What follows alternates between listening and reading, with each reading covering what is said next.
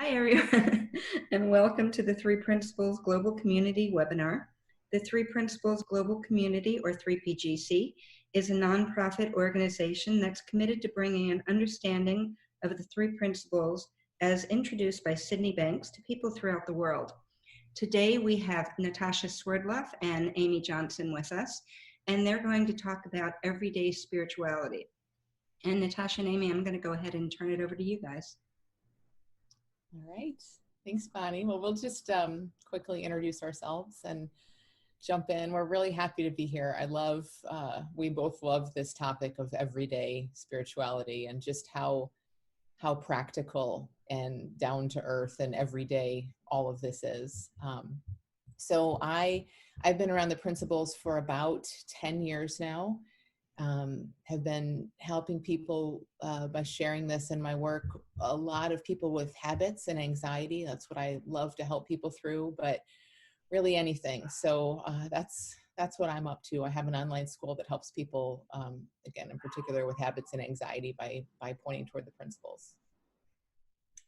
Yeah, and I have been around the principles for about 8 years now, and come from a corporate background, and so I changed all my corporate work from being sort of very traditional to being informed by the three principles, and so it's changed completely. And I really love to see how people in business are really embracing this, because it makes so much sense.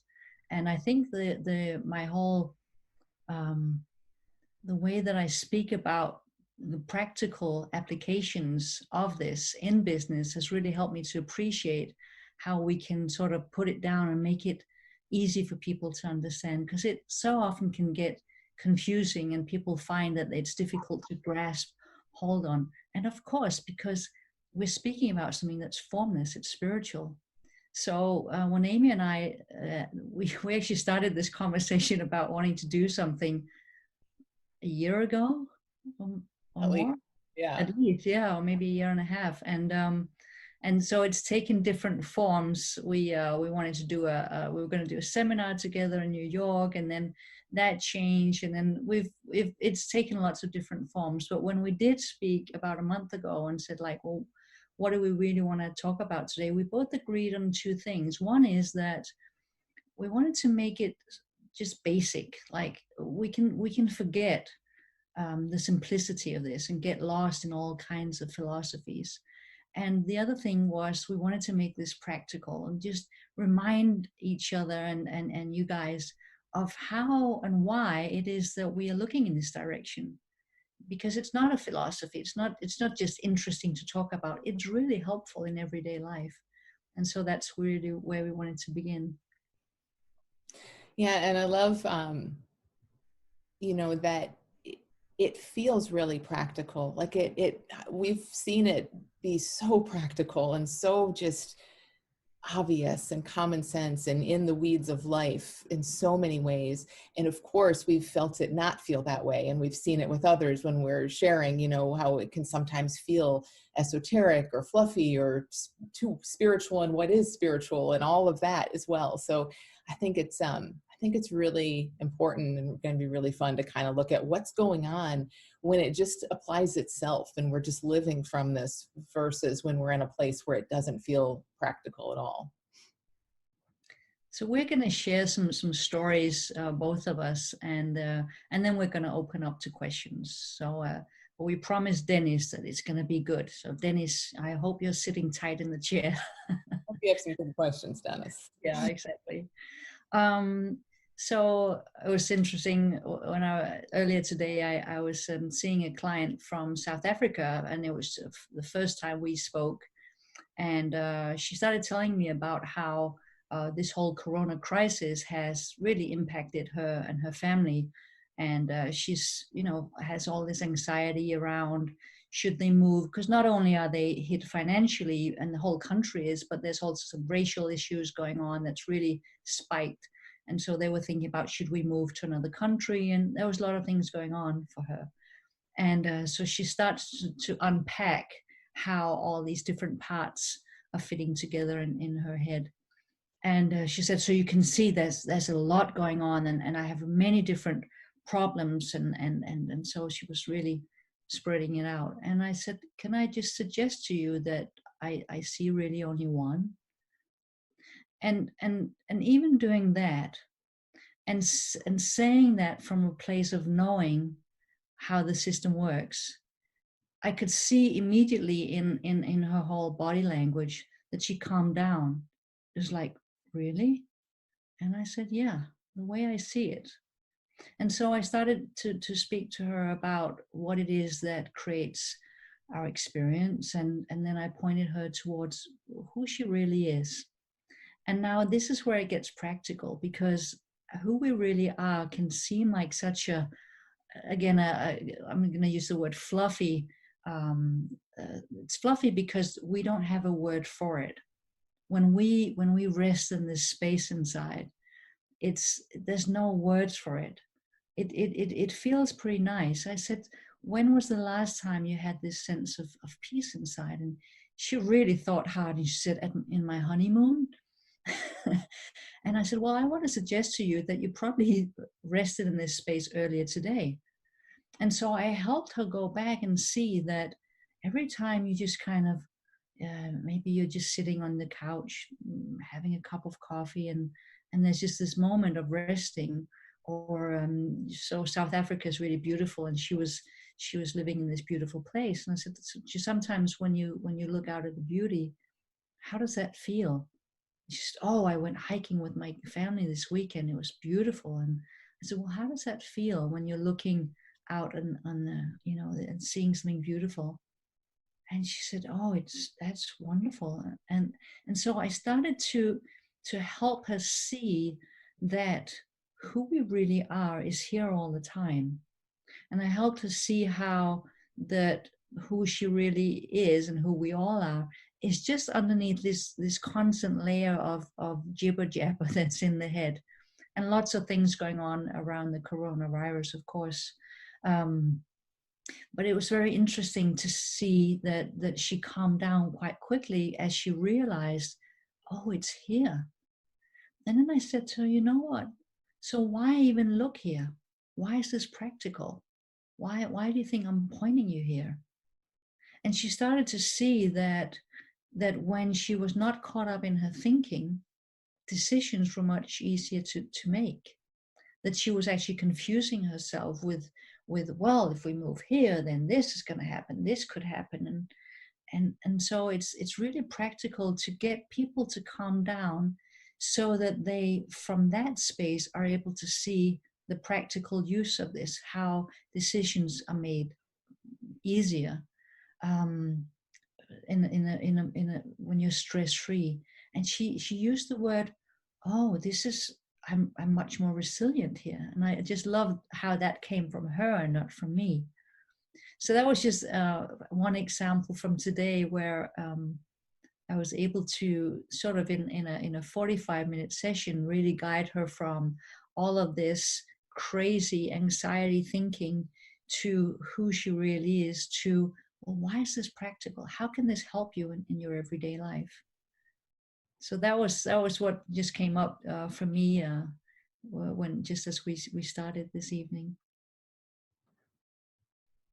I love the simplicity, and there's all of this stuff, no matter what, anytime, right? There's all of this stuff. There's stuff in our heads. There's stuff there's stuff coursing through our body. Stuff is my technical term for experience, thought, whatever we want to call it. There's all of this stuff always. There's stuff in the world. Our eyes look that way, and our brain picks up the stuff. Our brain doesn't pick up the absence of stuff. That's just not how that machine works. It's a machine that looks for stuff and notes stuff to us, and not only notices it and picks it up and notes it, like, oh, here's a thing. There's no thing, but here's a thing, and there's a thing, but tells a story about it, because it's not just a label maker. It's a storyteller, our brain, right? So we see stuff. So in Natasha's client's example, so much stuff. And of course, when we're trying to nail down the stuff, and then we're hearing the stories, and it's all so meaningful, and our brain is connecting dots and telling us where it's going to go from here and what it means about us, and putting it all in past and future, you know, it's just kind of a mess. Even in good circumstances, you know, even when we like the stuff we're seeing, it's busy. There's so much there. But I just think it's so funny how when we just begin to be oriented beyond the stuff, you know, like, yes, there's a lot of stuff. And we have to acknowledge that sometimes and look at, yes, this is why it looks so busy and feels so crazy. But beyond that stuff, there's something there too. It's just that we're not used to looking there. We're definitely not used to falling into it and sensing and feeling into it.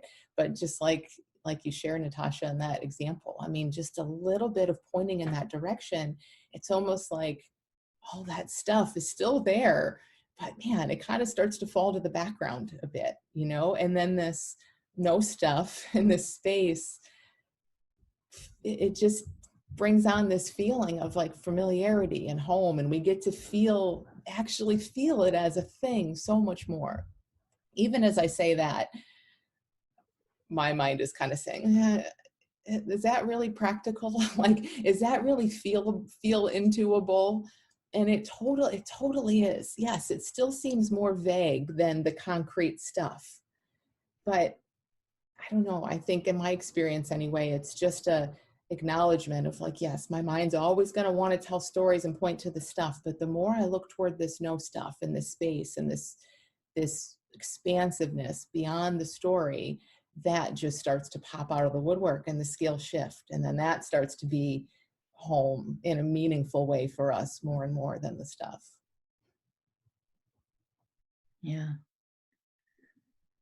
I was just reflecting as you were speaking, Amy, as this woman who I spoke to realized that when she was resting in this space, her ability to be responsive to whatever will occur in her immediate future is much greater than if she's in this stressful space.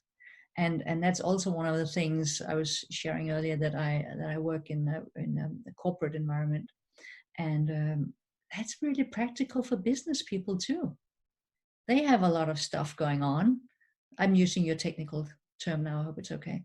They have a lot of stuff going on, and big problems to solve, and a lot of money involved in all that. And just to ask them the question, well, where do you get your best ideas? They all say, in the shower, you know, going for a run, playing with my kids. You know, it's never, well, when I'm in a corporate setting and we're, 10 people in the meeting room trying to discuss things, that never comes up as an option.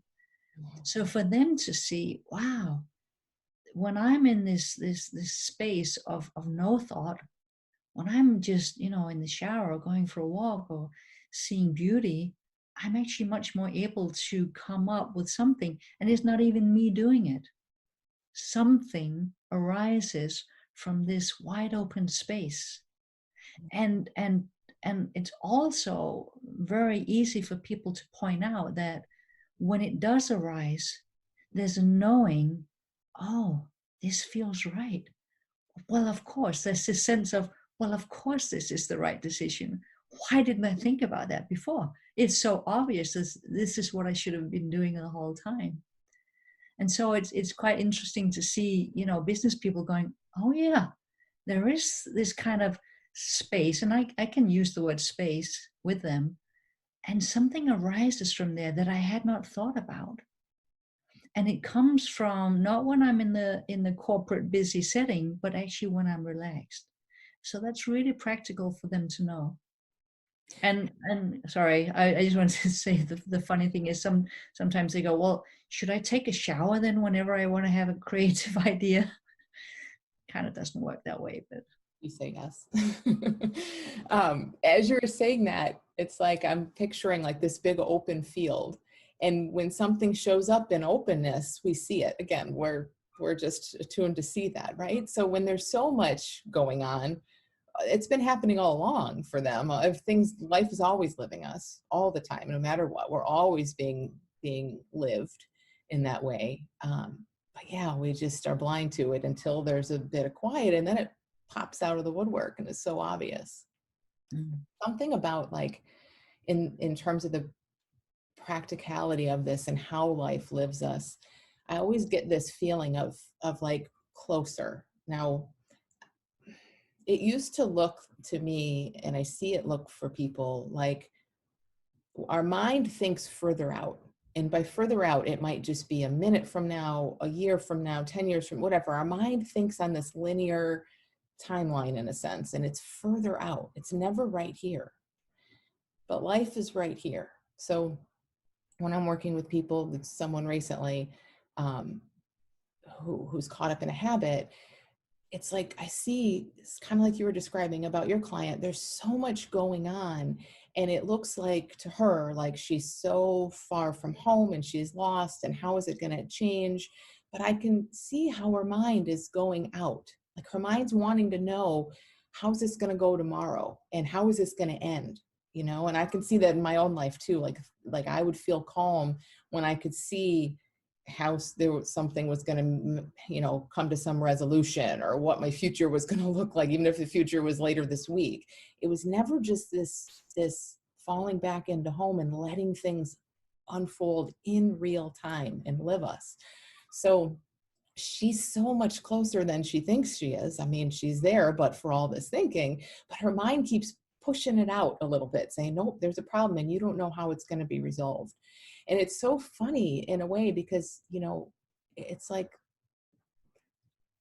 behaviorally, how this habit behaviorally changes for you. I'm just going to say it this way, and this may not be exactly accurate, but it's like behaviorally, the habit falls away, because in real time right now, you just do what makes sense in real time right now. And then you keep doing that. But even as I say, and then you keep doing that, now we're going out, but it's like you do the best you can see to do right now. Done. And as we see more about these principles, the best we can see to do right now gets better. But that's it.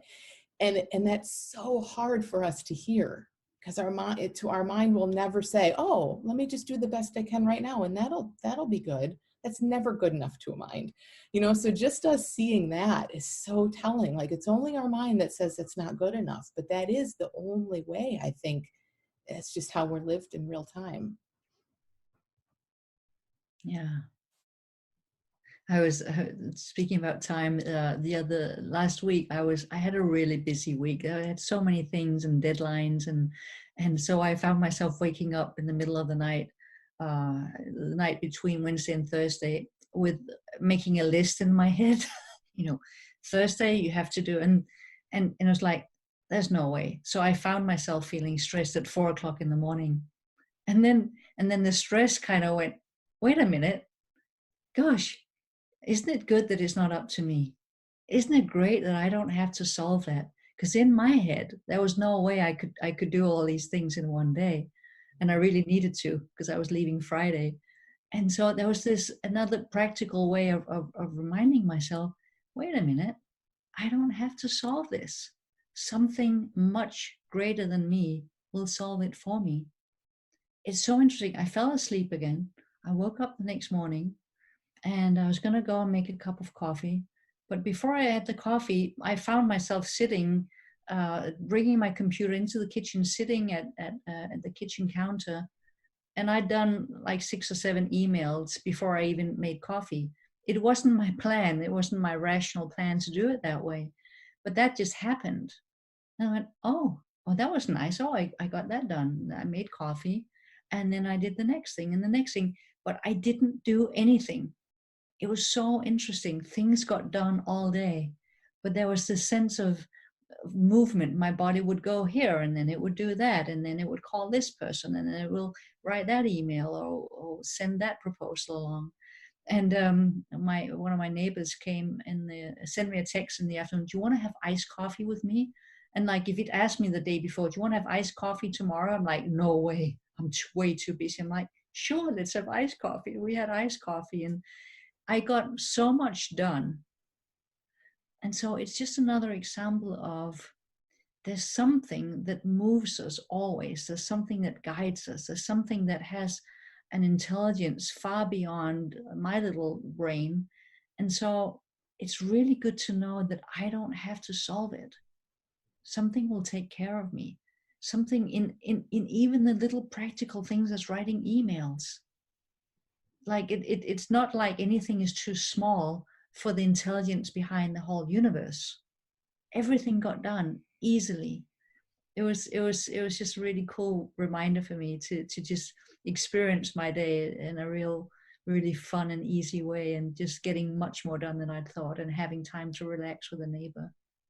And it's cool to know that even if you had had a horrible day, even if you had been in your head all day, life was still doing whatever was getting done. That's what I love too, is like we can sometimes hear this as, oh, well, that's about me getting my head clear, and me, like, no, like, life's living us no matter what, even when it's a mess. There's so much happening. Yeah.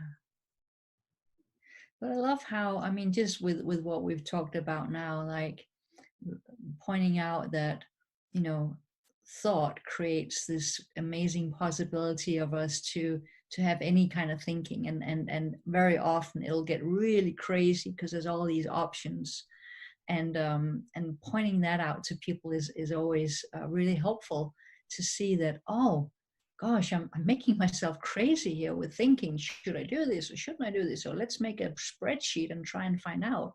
And just to see how there's something behind that, there's a power behind that gives us the ability to have all these different experiences.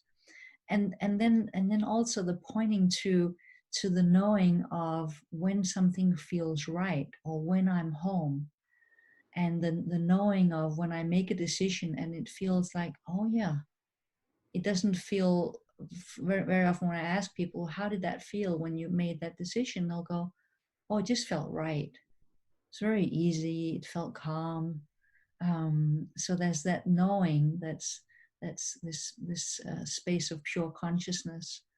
And then the last piece, the guiding of wisdom, that has always guided us. I was sharing with this woman this afternoon from South Africa, that I said, this guide, this inner guide that you've always had, you wouldn't be here today if you didn't have that. There's no way we can think ourselves to having the lives that we have right now, right? There's something behind. It may look like you're actually behind the scenes, but you're not. Which reminds me that Amy and her family were in Copenhagen last summer. We had, my husband and I had fun showing you around the Tivoli Gardens, which is like a mini Disneyland. And in the Tivoli Gardens, there is, I think I showed you, Amy, there's this little train where the little kids, when they're about 3 or 4, they're driving the train, and of course the tracks are there, but they think that they're steering the wheel. And so they're going, you see them turning, it's really cute. But then you see them when they're about 6 or 7, they kind of know, well, I'm not really steering anything, and they don't think it's funny to, did I show you that, Amy? I don't remember. They get the train later, right? And just let it drive them. Yeah. But the funny thing is that it's a really good metaphor, I think, for life. That we may think, gosh, I've got the wheel. This is me driving. I have to predict, and I have to control my environment because I've got this wheel. And they just don't know that the tracks are there. There's something else guiding the train. There's something else going on that we can trust, that we can rely on. And I think it's so practical and reassuring to know that I don't have to get my knuckles all white and get all stressed that I have to do this. I have to run the train. I can relax and know that something has me that is far beyond anything I could think.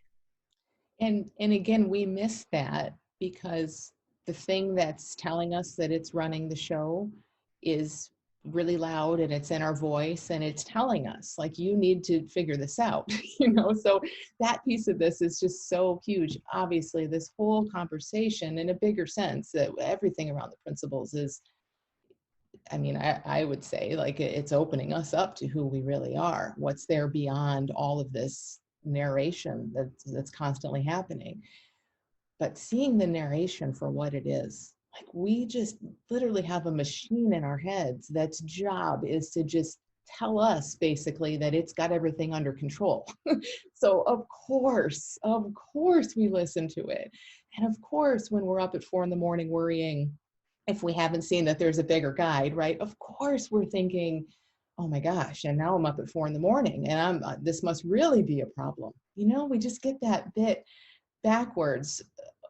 The only way we can see it, unless we see it another way. So I just think it's so powerful to see, yes, a mind is just doing its job, but it's not living life. I'm sure many of us are in this kind of situation, but here where I live, the kids are going back to school next week and they're not starting in a school. So lately, pretty much every night I'll go for a walk with one of my neighbors who has children that are going to school, and most of them work full time, and it's kind of a mess for them. You know, it's called a walk, but it's really free coaching, but it's okay. We go for a walk and they look and they think like, why aren't you freaking out about this? And I've just been so grateful for what I see in this, but I can see their heads. I can see the mind just doing the same thing my mind's doing. My mind's not doing it any differently. I just kind of know now not to listen to it so much, but their minds are trying to figure out every moving piece. It was so interesting. Like maybe 2 weeks ago, I went for a walk with one of my friends. So struggling. Her and her husband both work full time and they have 2 kids, and one of them has special needs, and their school is online. So they don't know what to do. And she's playing out as a mind would. She's not doing this. Her mind is playing out every scenario. And then if this, then that, and if that, then this. And my head's hurting just listening. And I'm just telling her, like, your mind's making all this up right now. I understand, because their mind's just grabbing for anything, any stuff it can hold on to. But it's just like, just come here. Like, we just have to let this unfold. And especially now when all that's happening, you know, our world's changing like so quickly in ways none of us are going to predict from our mind. Our minds aren't going to predict it for sure.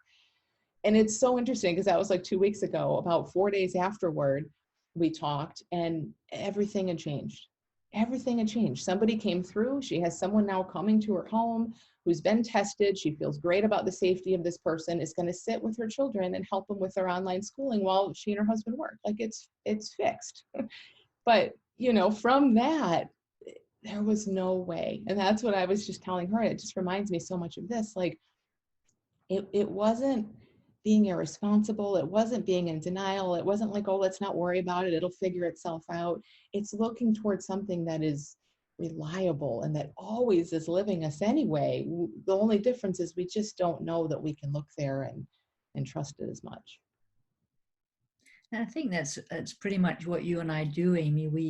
We point people to where their resilience is.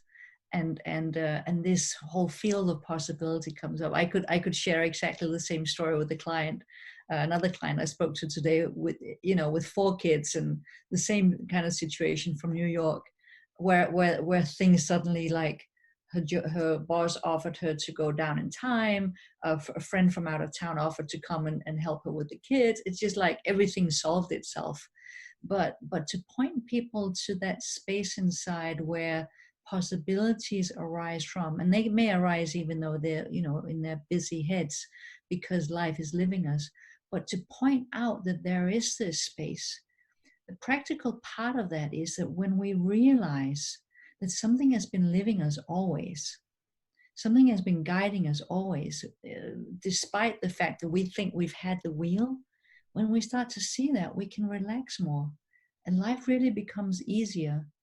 And so even though Amy and I both, of course, have the same situations that most of you have, that Corona somehow is influencing us, the knowing we have about how the system works really helps to see where I can look for for stability, where I can look for safety, where I can look towards what is always here.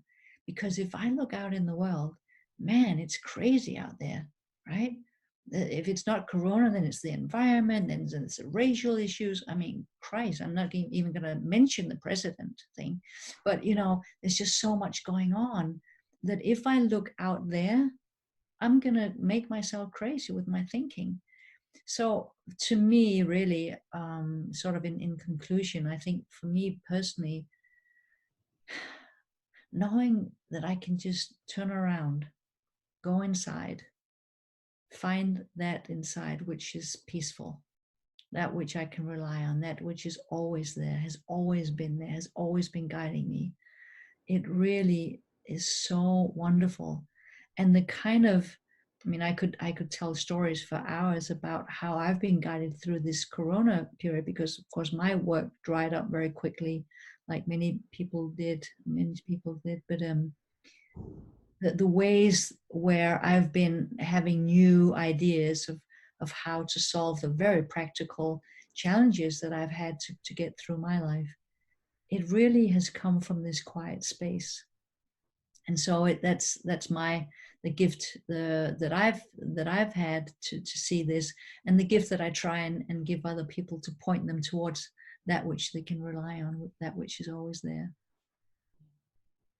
And just thinking back to what we said about how sometimes it can feel kind of esoteric or fluffy, or like we can't, just to say again, I think we've said this, but as you just kind of sum that up, it's just so clear that it's only vague and fluffy and not practical when we think it is, when we haven't really looked there that much, I think, really. It's almost that simple. It's almost as simple as like we experience what we expect, what we've seen, where we look, and the more we just look in that direction, this invisible space, all of these fluffy things, they just aren't that anymore.